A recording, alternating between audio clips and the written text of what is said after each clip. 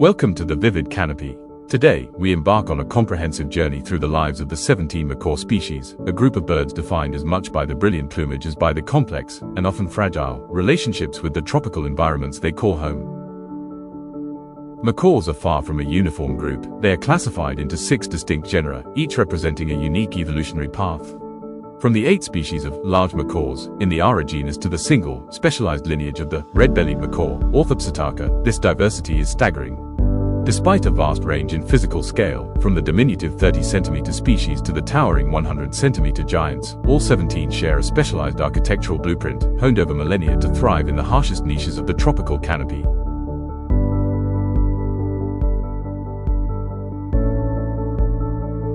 To survive in the tropics, the macaw has evolved specialized biological machinery. Their iconic, featherless facial patches are not merely aesthetic, they are functional, aiding in both complex social communication and essential thermoregulation. The beak is a marvel of evolutionary mechanics, possessing the immense, targeted cracking force needed to shatter the iron-hard shells of Brazil nuts and similar fruits. Perhaps most fascinating is the gut biology. These birds frequently consume riverbank clay, a behavioral adaptation that allows them to neutralize the potent, bitter toxins found in the unripe fruits and seeds that comprise their primary diet.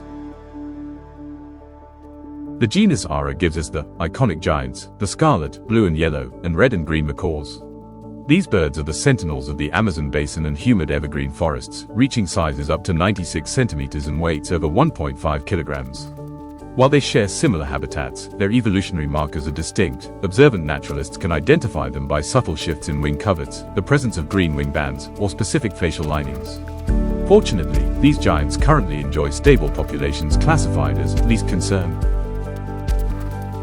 The narrative shifts for the green canopy dwellers, the military and great green macaws.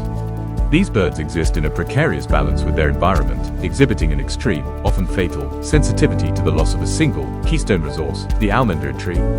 This tree provides both the primary sustenance and the essential nesting cavities for these species. Because they are so hyper-specialized, any logging activity that targets the almendro effectively erases their ability to survive, leaving these populations categorized as vulnerable or critically endangered. Geographic isolation defines the rare and regional species. The blue-throated macaw is found nowhere else but the benny savannas of Bolivia, while the red-fronted macaw clings to existence in the semi-desert, mountainous crags of the Andes.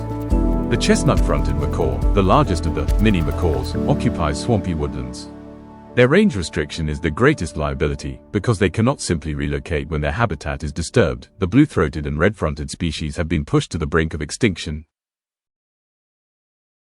The genus Anodorhynchus represents the cobalt specialists, birds whose fates are inextricably linked to specific, threatened palm species.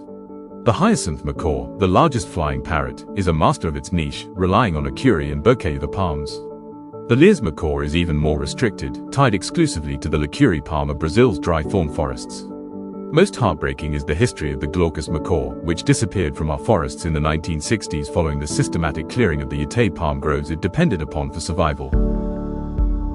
Evolution has also refined smaller forms, the green mini macaws, which generally stand between 36 and 43 centimeters. The blue-headed macaw, with its strikingly blue-to-neck gradient, faces challenges in the western Amazon foothills, while the Aligas macaw is restricted to Brazil's dwindling gallery forests. The yellow-collared macaw shows the most resilience, adapting to moderately disturbed savannas, proving that even within a similar size class, behavioral flexibility is the key to conservation status. The story of Cyanopsita spixii, or the Spix's macaw, is a tragedy of human impact. Once a thriving presence in the Rio São Francisco basin, the species suffered from decades of targeted, illegal trapping for the exotic pet trade, combined with the catastrophic loss of its native Caraíba and favela tree habitats. By the year 2000, the last known wild individual disappeared. It is now classified as extinct in the wild, its future dependent entirely on the highly technical, controlled reintroduction programs currently being managed by international conservationists.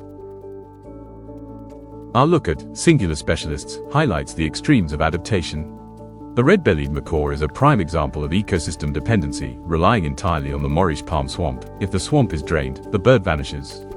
Conversely, the Hans macaw, the absolute smallest of all macaw species, demonstrates a remarkable and rare adaptability to human-altered agricultural edges, allowing it to maintain a least concern status despite its small size. Data reveals a hard truth. In the world of the macaw, physical size is not a predictor of survival. Instead, it is dietary flexibility. Our analysis shows that the species facing the highest risk of extinction are those that have specialized into dietary cul-de-sacs, relying exclusively on a single tree species, whether it be the almendro, the liqueur, or the yetay. When these trees are removed, the species lacks the evolutionary plasticity to pivot to a new food source. This decline is structured by three primary pressures. First, microhabitat loss, where the destruction of specific flora removes the essential foundation for life. Second, the exotic pet trade, which used targeted trapping to decimate populations of species like the Hyacinth and Spix macaws. Finally, agricultural conflict, where habitat fragmentation forces species like the red-fronted macaw into direct, lethal competition with farmers defending their crops. However, the outlook is not entirely bleak. We have developed a blueprint for resurgence. By providing intense, targeted protection for the liqueur palm in Bahia, we have successfully assisted the Lear's macaw in recovering from a handful of individuals to over 1,000. When combined with the unprecedented, active reintroduction programs for species like the Spix macaw, we have clear evidence that when we protect the habitat and manage the population, we can indeed reverse the tide of extinction. Thank you for joining me on this deep dive into the lives of the world's macaws. If you found this journey into the vivid canopy both educational and inspiring, please consider subscribing to this channel and hitting the notification bell. Your support directly enables the production of more in-depth environmental projects and visual guides like this one. If you would like to help us continue this work, please consider supporting us on Patreon. Together, we can continue to shine a light on the natural world.